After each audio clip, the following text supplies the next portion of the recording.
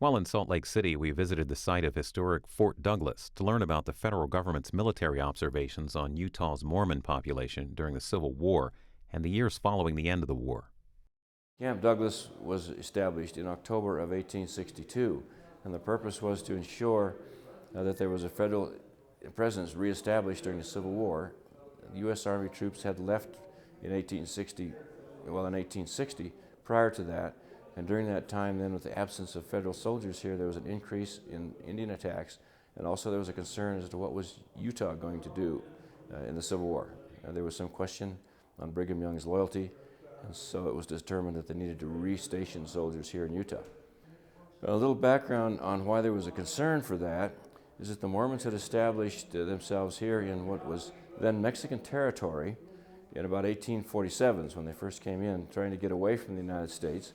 And then 2 years later, of course, after the Mexican War, Utah Territory became part of the United States. So there always was sort of an antagonism here between the Mormon settlers and the United States federal government, based on their previous experience that they had back east with mobs attacking them and driving them out of different states, including Illinois. So they were not very happy then to now come back underneath that American flag. So when the war broke out and the troops left, there was about a 1-year period here with no federal troops here, and it was decided that they needed to reestablish that authority more firmly.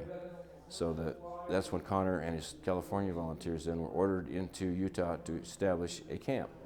Originally, the camp was not supposed to be right in the middle of Salt Lake City, but Connor being Catholic, Connor really having a very antagonistic attitude towards Mormons and what they believed in, and especially polygamy, decided he was going to establish a camp right in the middle of Salt Lake City.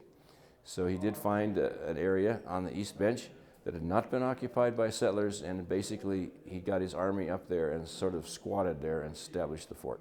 In 1876, when the Army decided they were going to keep the fort, the camp, permanently, they renamed it a fort. There had been a lot of effort, of course, by Brigham Young and others to have the soldiers removed and to close down the fort, but it was determined its strategic location was too important to do that. The relationship between the soldiers stationed here and the inhabitants of Salt Lake City, the Mormon settlers, was fairly antagonistic for some time throughout the Civil War, and especially about the 10 years following that, when the federal government started cracking down on polygamists, because the fort was used to detain some of those folks. And so until that was over, that antagonism persisted. There was not much that the Mormons could do except to protest, and they did that constantly throughout the period, actually, that the fort was here, up until statehood, of trying to get rid of this federal presence and these soldiers that were up here. About the time of statehood, in 1896 then, that's when that starts to lessen, and today Utah is one of the most patriotic states in the Union. At one time, the blue uniform was one of the most despised uniforms in the state. Well, following the Indian Wars, and then Utah becoming a state, and the decree against polygamy, so that's no longer an issue, this becomes more of just a kind of a training base for the troops stationed here, and they also become a training base and a mobilization site for the Utah National Guard.